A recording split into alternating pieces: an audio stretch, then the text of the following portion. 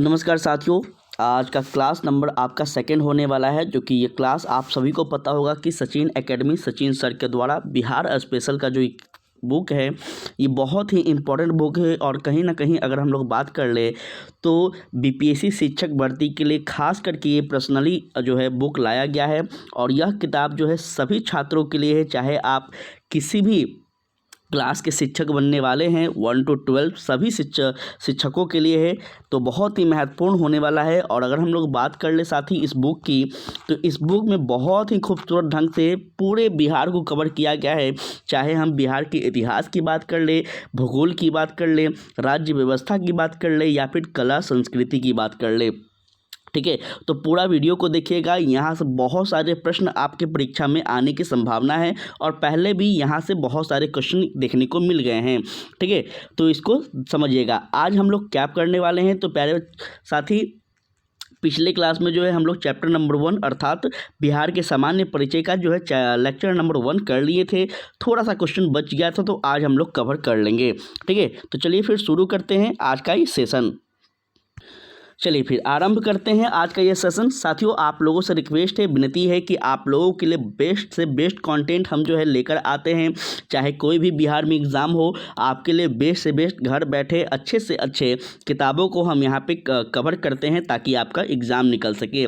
बस छोटा सा हमारा सहयोग कीजिएगा। चैनल पर अगर नए हैं तो चैनल को ज़रूर से सब्सक्राइब कर देना है और बेल आइकन को ज़रूर से प्रेस किया कीजिए ताकि जो भी क्लासेस आए उसका नोटिफिकेशन आपको टाइम पे मिलता रहे, ठीक है। और सबसे बड़ी बात कि आप लोग अपना फीडबैक जरूर से दिया करें, अच्छा है तो भी, बुरा है तो भी। चलिए आज समझेंगे पहला नंबर क्वेश्चन आज के इस सेशन का। कहता है गंगा नदी की सबसे बड़ी सहायक नदी जो कि बिहार से होकर गुजरती है वह कौन सी है। साथियों, यहाँ पे वह सहायक नदी की बात की गई है जो कि कहीं ना कहीं अगर हम लोग बात कर ले तो बिहार के शोक भी कहे जाते हैं। और कहीं ना कहीं आप समझ चुके होंगे कि यह आपका कोई और नहीं बल्कि हम कोसी नदी की बात कर रहे हैं।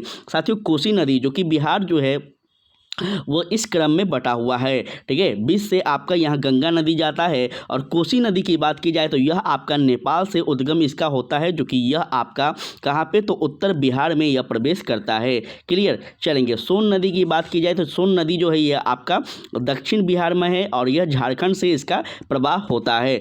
चलेगा आगे बढ़ेंगे और नेक्स्ट क्वेश्चन को देखेंगे। यहाँ पे कह रहा है कि वर्ष 2011 की जनगणना के अनुसार जनसंख्या की दृष्टि से बिहार का भारत में कौन सा स्थान था। यह आपसे पूछा गया है। जल्दी से आप लोग क्वेश्चन का सही आंसर लगाइएगा, ठीक है। प्रश्न नंबर 24 है और आज के इस सेशन का सेकंड क्वेश्चन होने वाला है। पूछा गया है 2011 की जनगणना में जो भारत की जनसंख्या थी उसके अनुसार बिहार का कौन सा स्थान था। तो साथियों ये आपका हो जाएगा तीसरा स्थान, ठीक है। तीसरे नंबर पर जो है अपना बिहार था, ये हम लोगों को याद रखने हैं। चलेंगे आगे बढ़ते हैं और क्वेश्चन नंबर हम लोग यहाँ पे नेक्स्ट समझेंगे।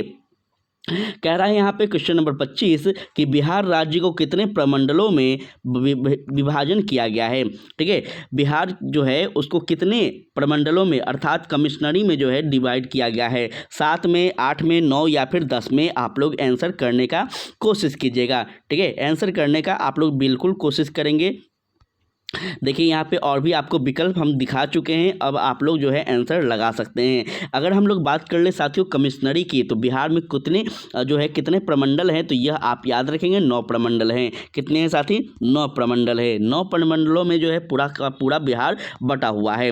चलिए थोड़ा यहाँ समझ लेते हैं तो बेहतर होगा। देखेंगे बिहार राज्य को प्रशासनिक सुविधा के लिए कुल 9 प्रमंडलों में विभाजन किया गया है। और यह प्रमंडल जो है वह इस प्रकार है कि पहला आपका कोसी, दरभंगा, सारण, भागलपुर, पटना, तिरहुत और मुंगेर एवं मगध और पूर्णिया, ये कुल 9 प्रमंडल हैं जो कि बिहार को प्रशासनिक सुविधा के लिए बांटा गया है। आगे देखेंगे नेक्स्ट क्वेश्चन। कहला बिहार राज्य में कुल कितने जिले हैं। एकदम बउआ वाला क्वेश्चन है, बहुत इजी क्वेश्चन है और ये हम सबको पता है कि 38 जो राज्य है वो अपने बिहार में है। सबसे 9वां और सबसे युवा राज्य जो है यह जिला जो है, क्षमा चाहेंगे हम राज्य बोल रहे हैं, तो सबसे युवा जो जिला है वह कौन सा है, तो साथी अरवल है। कौन है? अरवल है, ठीक है। अरवल को किससे भी अलग करके बनाया गया था, तो आप कहेंगे जहानाबाद से अलग करके अरवल को बनाया गया था। चलेगा आगे बढ़ते हैं और क्वेश्चन नंबर हम लोग नेक्स्ट की बात करेंगे।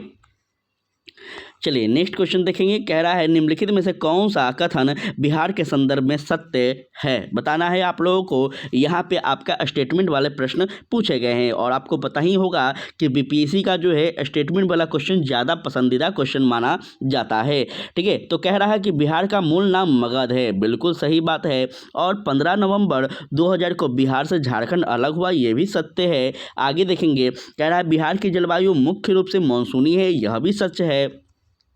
डी नंबर कहता है कि बिहार में लोकसभा की जो 40 सीटें हैं जिसमें 6 जो है अनुसूचित जाति के लिए आरक्षित है, तो ये भी कथन सत्य है। मतलब कि साथी यहाँ पे अगर हम लोग बात कर ले क्वेश्चन नंबर 27 की, तो 27 का ए बी सी और डी सभी सही है, अर्थात यहाँ पे क्या होगा, तो ई नंबर होगा उपयुक्त में से एक से अधिक। क्लियर, याद रहेगा आप लोगों को। चलिए थोड़ा डिटेल में अगर बात की जाए देखेंगे।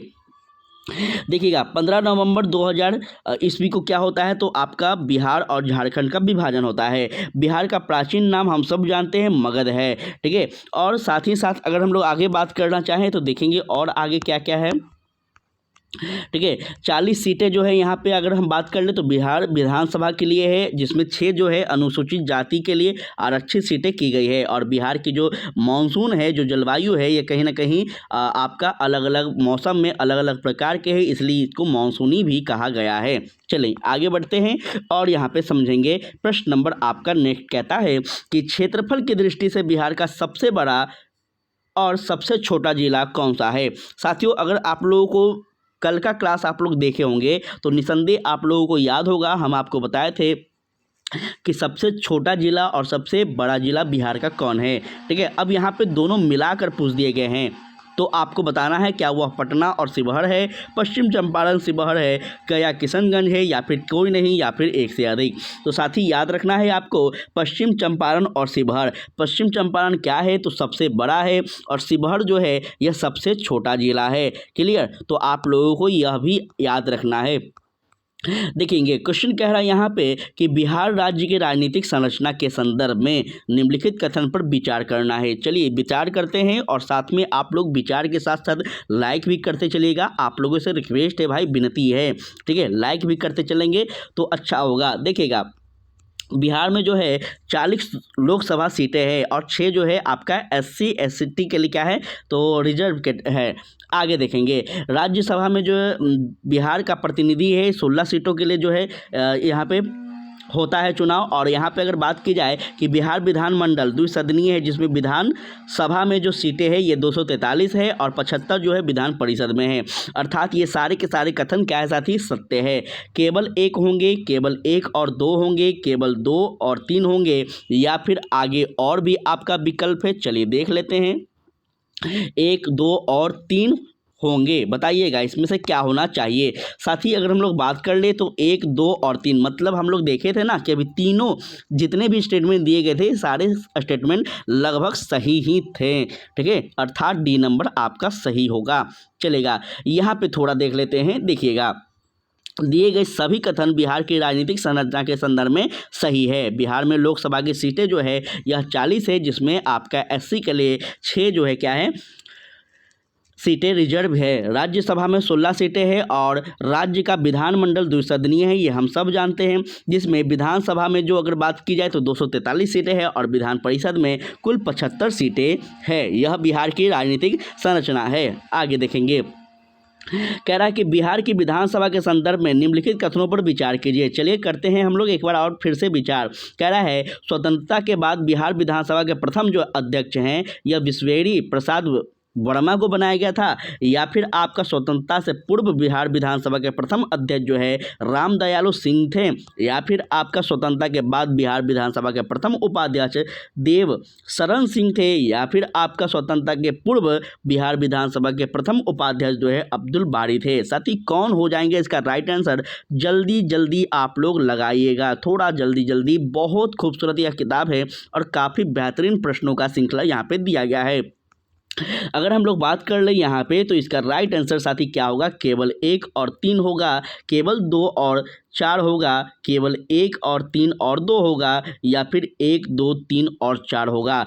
तो इसका राइट आंसर साथियों आपको पता होना चाहिए कि 1 2 3 और 4 ये सारे कथन सत्य ही है। चलिए थोड़ा सा यहाँ पे अगर बात की जाए देख लीजिएगा, आप लोग एग्जाम में शायद पूछ लिया जाएगा। कह रहा है कि यहाँ पे दिए गए सभी कथन बिहार की विधानसभा के प्रथम उपाध्यक्ष और अध्यक्ष के संदर्भ में सही है। ठीक है, तो इस प्रकार से आप लोग याद रखेंगे। आगे बढ़ते हैं, देखिएगा कह रहा है बिहार का राजकीय चिन्ह क्या है। एकदम बच्चा वाला क्वेश्चन है, बउआ वाला क्वेश्चन है, जल्दी से लगा दीजिए। जो साथी सबसे पहले प्रश्न का उत्तर देंगे उनका नाम नेक्स्ट क्लास में लेने का प्रयास भी किया जाएगा। तो जल्दी से बताएंगे कि बिहार का राजकीय चिन्ह क्या है। क्या अशोक चक्र है? आप कहेंगे सर नहीं, अशोक चक्र तो है ही नहीं। ठीक है, क्या कमल का फूल है? नहीं। तो क्या है? तो साथी यह आपका शेर है। आप लोग देखते होंगे ना, अशोक के पीछे जो अशोक स्तंभ है उसके पीछे में भी क्या रहता है, तो शेर का रहता है। तीनों तरफ से शेर का क्या होता है, फेस होता है, मुंह होता है ना। तो ये क्या है, आपका राजकीय चिन्ह है साथी। क्लियर, याद रखेगा, चलेगा। आगे बढ़ेंगे, देखिएगा बिहार का राजकीय पुष्प क्या है। आपको बताना है, कमल है, गेंदा है, गुलाब, चमेली, या फिर आपका सूरजमुखी है। साथियों जल्दी से बता दीजिएगा, ये बहुत ही बेसिक क्वेश्चन है। ठीक है, बिहार के नागरिक होने के नाते अगर आप स्टूडेंट ना भी हैं तो कम से कम ये सारे जो क्वेश्चन जो है आपको जानकारी होने चाहिए। ठीक है, ये क्या है, तो गेंदा की हम लोग मैरीगोल्ड इंग्लिश में कहते हैं, और यह क्या है, हमारा बिहार का राजकीय जो है पुष्प है। क्लियर, चलेंगे आगे बढ़ते हैं नेक्स्ट क्वेश्चन की ओर। कह रहा है बिहार का राजकीय गीत क्या है। बहुत इंपॉर्टेंट है। ठीक है, मेरा भारतीय कंठहार तुमको सत वंदन है, यह है, या फिर जनगण मन है, या फिर वंदे मातरम है, या फिर कोई नहीं, या फिर एक से अधिक। तो साथियों अगर आप बिहार दिवस में खास करके अगर हम बात कर ले तो बिहार दिवस में अगर आप कभी गांधी मैदान आने का मौका मिला होगा, ठीक है, तो आप सुने होंगे वहाँ पे गांधी मैदान में जो स्पीच दिए जाते हैं, जो बच्चों के द्वारा भाषण दिए जाते हैं, उसके पहले क्या होता है, तो बिहार के यह इस गीत को गाया जाता है, और यह गीत है मेरे भारत के कंठहार तुमको सत सत वंदन है बिहार। यह आपका विकल्प ए याद रखना है। चलिए आगे बढ़ें, नेक्स्ट देखिएगा। आप लोग को मज़ा आ रहा है कि नहीं, एक बार हमें ज़रूर से बताइएगा। ठीक है, हम पूरा कोशिश कर रहे हैं कि आप लोगों को बेहतरीन ढंग से चीज़ों को समझाएं। ठीक है, चलेगा, देखिएगा कह रहा है कि बिहार का राजकीय पक्षी इनमें से कौन सा है। घर की गौरैया है, कोयल है, कबूतर है, उपयुक्त में से कोई नहीं, या फिर एक से अधिक। बताएंगे जल्दी से। राजकीय पक्षी पूछा गया है साथी, पक्षी, और यह पक्षी कौन सी है, तो साथियों यह आपका गौरैया है। क्या है, विकल्प ए आप लोग लगाइएगा, विकल्प ए आपका 110% कन्फर्म होगा। ठीक है, चलिए आगे बढ़ते हैं नेक्स्ट क्वेश्चन की ओर। कह रहा है बिहार की राजकीय प्रार्थना क्या है। जनगण मन है, या फिर मेरे रफ्तार पे सूरज की किरण नाच करे, या फिर इतनी शक्ति हमें देना दाता, या फिर इनमें से कोई नहीं, एक से अधिक। बहुत इजी क्वेश्चन है साथी, बहुत इजी। आप लोग सरकारी स्कूल जो है उसके शिक्षक बनने जा रहे हैं, और आप लोगों को ये जानकारी होना चाहिए कि हमारा बिहार का जो है वह प्रार्थना क्या है। ठीक है, तो यह आपका प्रार्थना हो जाएगा मेरे रफ्तार पे सूरज की किरण नाच करे। यह क्या है, तो हमारे बिहार का क्या है, प्रार्थना है। ठीक है, चलेगा आगे बढ़ते हैं, समझेंगे इसको। बिहार का राजकीय प्रार्थना मेरे रफ्तार पे सूरज की किरण नाच करे यह है। यह प्रार्थना राज्य के लोगों को प्रगति, विकास और सकारात्मक दृष्टि के साथ आगे बढ़ने की प्रेरणा देती है। चलिए आगे बढ़ेंगे और भी चीज़ों को समझेंगे। कह रहा है कि बिहार का राजकीय पशु इनमें से कौन सा है। राजकीय पशु की बात की गई है साथी, तो यह होगा आपका बैल। ठीक है, बैल हो जाएगा। ठीक है, राजकीय चिन्ह अगर आपसे पूछे तो सिर पे लगाएंगे। ठीक है, यहाँ पे पशु पूछा है और पशु आपका बैल है। क्लियर, चलेगा आगे बढ़ेंगे, नेक्स्ट क्वेश्चन देखते हैं।